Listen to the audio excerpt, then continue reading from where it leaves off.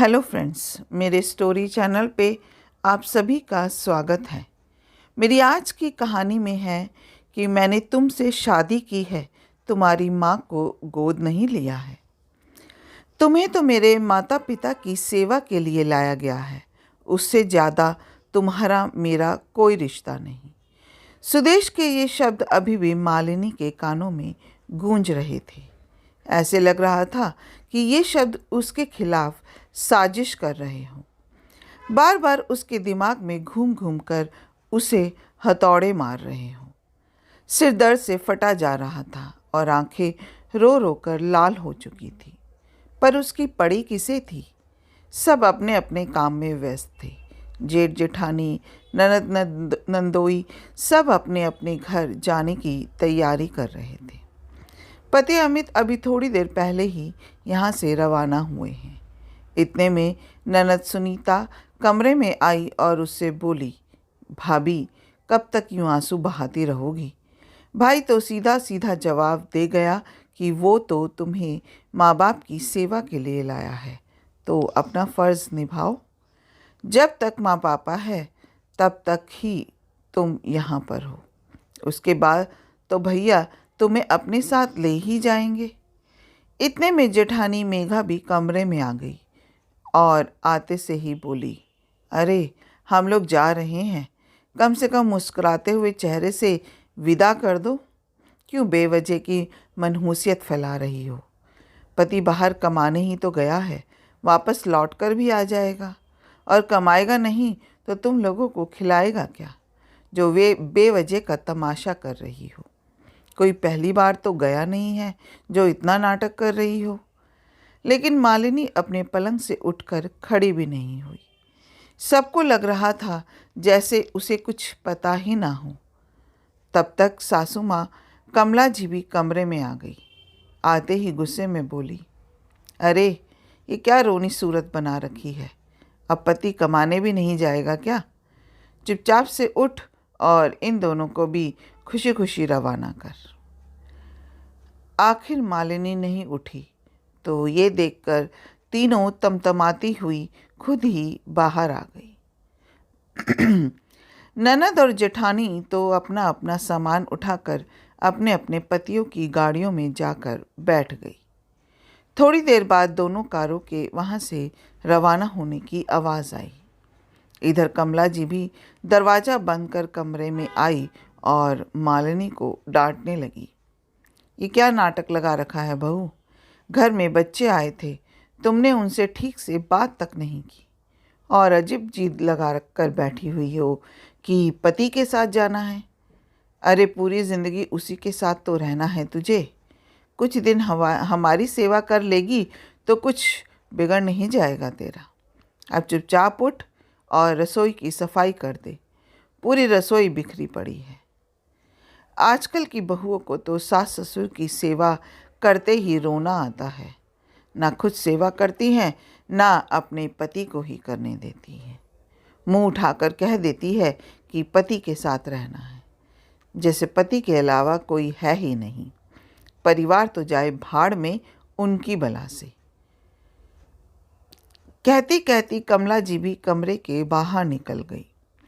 मालिनी वही पलंग पर बैठी बैठी कमला जी की बड़बड़ाहट आंसुओं के साथ सुनती रही। 1 साल हो चुका है उसकी शादी को। घर के सबसे छोटे बेटे अमित की पत्नी बनकर वो इस घर में आई थी। ये शादी अमित के पिता भवानी प्रसाद जी ने करवाई। अच्छा खासा रुतबा था उनका, पैसों से नहीं बल्कि नाम से। पैसा इतना ही था कि उन्हें उच्च मध्यम वर्गीय कह सकते थे।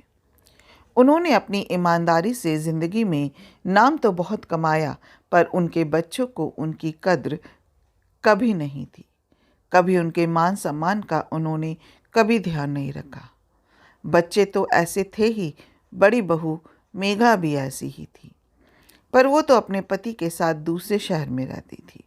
ऊपर से पत्नी कमला जी किसी की कोई इज्जत नहीं करती थी, जो मुंह में आता वही बोल देती। मालिनी भवानी प्रसाद जी के दोस्त की बेटी थी, जो मध्यम वर्गीय परिवार से थी। बिन माँ की बेटी होने के बावजूद भी उसमें संस्कार पूरे थे। परिवार को परिवार समझकर चलती थी और उसकी यही आदत भवानी प्रसाद जी को बहुत पसंद आ गई। हालांकि मालिनी को इस घर में कोई भी बहू बनाकर लाना नहीं चाहता था, पर भवानी प्रसाद जी के सामने कोई कुछ बोल नहीं पाया और मालिनी इस घर की बहू बनकर आ गई। लेकिन अब भवानी प्रसाद जी के बिस्तर पकड़ने के बाद मालिनी की कोई इज्जत भी नहीं रही। तानों की बौछार भी अब तेज हो चुकी थी, पर बिस्तर पर पड़े पड़े उनकी हालत देखकर उन्हें दुख होता था। इधर अपने कमरे में पड़े पड़े भवानी प्रसाद जी भी आंसू बहा रहे थे, लेकिन क्या ही कर सकते थे। परिवार वालों को तो मौका मिल चुका था अपनी ज़बान खोलने का। सचमुच उन्होंने तो अपनी मर्जी थोप कर मालिनी की शादी करवा दी, पर यह शादी ना होकर मालिनी की बर्बादी ही रही और कुछ भी नहीं। क्योंकि नौकरी तो अमित इस शहर में भी कर सकता था, पर उसने जानबूझकर ट्रांसफ़र लिया। अमित वहाँ किसी और लड़की के साथ लिव इन रिलेशनशिप में रह रहा था। उसका नाम नेहा था और बहुत जल्द ही उससे शादी करना चाहता था और इसी सिलसिले में वो इस बार यहाँ आया था। भवानी प्रसाद जी से तो मिलने का सिर्फ बहाना था, इसलिए पूरा परिवार एक साथ यहाँ इकट्ठा हुआ था। पर जो भी बात हुई बंद कमरे में ही हुई, भवानी प्रसाद जी के सामने ही हुई। कितनी अजीब विडंबना थी। फैसला भी उन्हीं के सामने हुआ कि जब भवानी प्रसाद जी की मृत्यु हो जाएगी उसके बाद ये शादी होगी, नहीं तो दुनिया को बोलने का मौका मिल जाएगा। और उससे भी बड़ा कारण था कि अभी तो फ्री की नर्स मिली हुई थी। अगर मालिनी चली जाती तो ये सेवा कौन करता। इसलिए भवानी प्रसाद जी ने मालिनी को अमित के साथ जाने के लिए कहा। हालांकि उन्होंने इसका कारण नहीं बताया, नहीं तो मालिनी को दुख होता। लेकिन मालिनी तो ये बात सुन चुकी थी। अब वो लोग कमरे में बात कर रहे थे और मालिनी चाय पकड़ाने के लिए कमरे में आ रही थी, तब उसे ये बातें सुनाई दी थी। सुनकर उसे रोना तो बहुत आ रहा था, पर अपने आंसू को रोक कर वो कमरे में आई थी। जानती थी कि अमित तो अपनाएगा नहीं, पर बस भवानी प्रसाद जी के कारण मालिनी ने अमित के साथ जाने की जिद की थी। मगर भवानी प्रसाद जी अपने जीते जी कुछ न कुछ फैसला करके जाना चाहते थे, क्योंकि उन्हें ये पक्का विश्वास हो चुका था कि अमित मालिनी को रखेगा नहीं और उनके मरने के बाद मालिनी बेसहारा हो जाने वाली है, क्योंकि उसके पिता की मृत्यु तो उसकी शादी के कुछ महीने बाद ही हो चुकी थी। इसलिए 2 दिन बाद ही उन्होंने मालिनी को कहकर अपने किसी दोस्त को फ़ोन किया और उन्हें घर बुला लिया। लेकिन घर में किसी को भी नहीं पता था कि उन्होंने अपने दोस्त को बुलाया क्यों है। यहाँ तक कि मालिनी को भी नहीं पता था। हालांकि उन्होंने मालिनी से ये ज़रूर कहा था कि अपना हक बिल्कुल मत छोड़ना। तब मालिनी को कुछ भी समझ नहीं आया था। 1 महीने बाद भवानी प्रसाद जी इस दुनिया से कूच कर गए। तब सारे परिवार के लोग वापस एकत्रित हुए। इस बार अमित के साथ नेहा भी आई थी। हालांकि रिश्तेदारों में उसने अपनी दोस्त बताकर ही उसकी पहचान कराई थी। जब सारा क्रिया का कार्य हो गया तो पूरा परिवार बाहर कमरे में एकत्रित था। उस समय मालिनी रसोई में काम कर रही थी। तब कमला जी ने मालिनी को बुलाया। जब मालिनी रसोई से निकलकर वापस बाहर आई तो अमित ने कुछ पेपर्स उसके सामने रखते हुए कहा, देखो मालिनी, मैं तुम्हें पहले भी कह चुका हूँ कि तुम्हें इस घर में सिर्फ और सिर्फ मेरे माता पिता की सेवा के लिए लाया गया है। इससे ज़्यादा मेरा कोई तुम्हारे साथ रिश्ता नहीं। अब मैं तुम्हें किसी अंधेरे में नहीं रखना चाहता। तुम्हें यहाँ रहना है, आराम से रहो, क्योंकि तुम्हारा अपना कोई घर नहीं। तुम्हारा खर्चा भी हम उठा लेंगे। यहाँ रहकर मेरी माँ की सेवा करो। पर अब मैं नेहा के साथ शादी कर रहा हूँ, इसलिए इन तलाक के पेपर्स पर साइन कर दो। मालिनी ये सुनकर हक्की बक्की सी खड़ी रह गई। जानती थी कि ये होगा, लेकिन इतनी जल्दी होगा इसकी उम्मीद नहीं थी। इतने में भवानी प्रसाद जी का दोस्त वहाँ एक वकील के साथ आ गया, तो सब लोगों ने बातचीत का मुद्दा बदल दिया। वहाँ बैठते ही उसने कुछ पेपर्स निकाले और वकील को देते हुए बोले, ये वसीयत भवानी प्रसाद जी ने बनवाई थी अभी 1 महीने पहले। वकील साहब जरा पढ़ दीजिए और सबको भवानी प्रसाद जी के साइन भी दिखा दीजिए। उनकी बात सुनते ही सब लोग एक दूसरे की शक्ल देखने लगे और कमला जी बोली, तो आप उस दिन वसीयत के लिए यहाँ आए थे? जी भाभी जी। पर आपने तो मुझे बताया ही नहीं। कैसे पता चलता आपको भाभी जी? आप भाई साहब के बिस्तर पकड़ने के बाद बैठी कब उनके पास? मालिनी के अलावा तो कोई उनसे बात करने उनके पास आता तक नहीं था। उनकी बात सुनकर कमला जी ने मुंह बिगाड़ लिया। ठीक है, पढ़ो। वैसे भी जानती हूँ प्रॉपर्टी तो हम ही लोगों में बंटनी है। वकील साहब ने वसीयत खोली तो सब लोग सांस थामे उसे सुनने को तैयार हो गए। आखिर सब जानना चाहते थे कि उनके हिस्से में कितना क्या आया है। तभी वकील साहब ने पढ़ना शुरू किया। मैं भवानी प्रसाद अपने पूरे होशो आवास में यह वसीयत तैयार करवा रहा हूँ। इस वसीयत के अनुसार मैं अपने तीनों बच्चों को इस प्रॉपर्टी से बेदखल करता हूँ, क्योंकि जीते जी उन्होंने कभी भी मेरा मान सम्मान नहीं रखा। वहीं इस प्रॉपर्टी के 2 हिस्से होंगे। एक हिस्सा मेरी पत्नी कमला को दिया जाएगा, जिससे वो अपने बुढ़ापे में अपने बच्चों पर मोहताज ना हो, और दूसरा हिस्सा मेरी छोटी बहू मालिनी के नाम कर रहा हूँ। उस बच्ची ने मेरे बच्चों से बढ़कर मेरी सेवा की है, तो वो इस हिस्से की पूर्णतः हकदार है। सुनकर सब लोग सकते में आ गए। अरे, ऐसे कैसे प्रॉपर्टी से बेदखल कर सकते हैं पापा? हम उनके बच्चे हैं। हमारा पूरा हक है इस प्रॉपर्टी पर। हम कोर्ट में जाएंगे। ननद सुनीता तिलमिलाते हुए बोली, आपको कहीं भी जाना है आप लोग जाइए। वसीयत भवानी प्रसाद जी ने खुद बनवाई थी। कोई भी कोर्ट इस वसीयत के विरुद्ध जाकर के आपको आपका हक नहीं दिलवा सकता।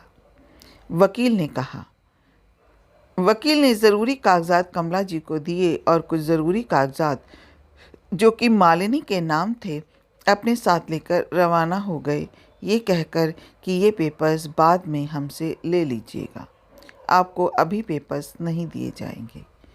भवानी प्रसाद जी का हमसे यही अनुरोध था। उनके जाते ही घर में हंगामा शुरू हो गया। देखा, सेवा के बहाने प्रॉपर्टी अपने नाम करवा ली इसने। इतना बड़ा धोखा दिया हमारे साथ।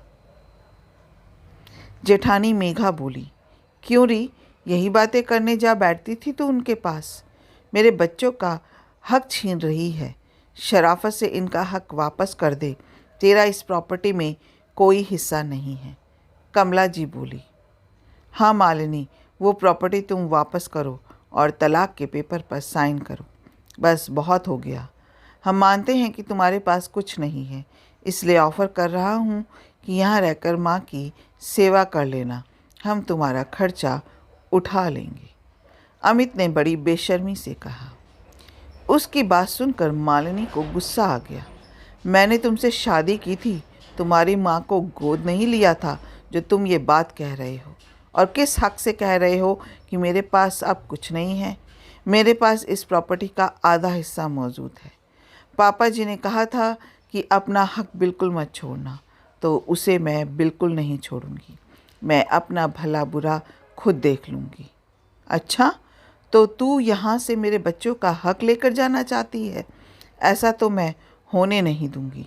कमला जी बीच में ही बोली, क्यों माँ जी, बिन सेवा के मेवा चाहिए आपके बच्चों को? कभी अपने पिता का मान सम्मान तो किया नहीं इन लोगों ने। उन्हीं के सामने बैठकर उनकी ही मौत की बात कर रहे थे। आपको क्या लगता है उस दिन आप लोगों ने वो बंद कमरे में उनके सामने जो बातें की वो मुझे सुनाई नहीं दी? वकील साहब कह चुके हैं कि आपको जिस कोर्ट में जाना है आप वहाँ जाइए। और रही बात मेरी, तो फ़िलहाल मैं यहाँ से जा रही हूँ। और रही बात तलाक की, तो जब तक आधी प्रॉपर्टी मेरे नाम नहीं हो जाएगी तब तक तो मैं तलाक भी नहीं दूंगी। कहकर मालिनी उस घर से निकल गई। उसके इस रवैये से सब लोग हैरान रह गए। कहाँ तो सब उसे सीधी सादी गाय समझ रहे थे और कहाँ वो इतनी तेज तर्रार निकली। वहाँ से निकलकर मालिनी सीधे भवानी प्रसाद जी के दोस्त के यहाँ गई।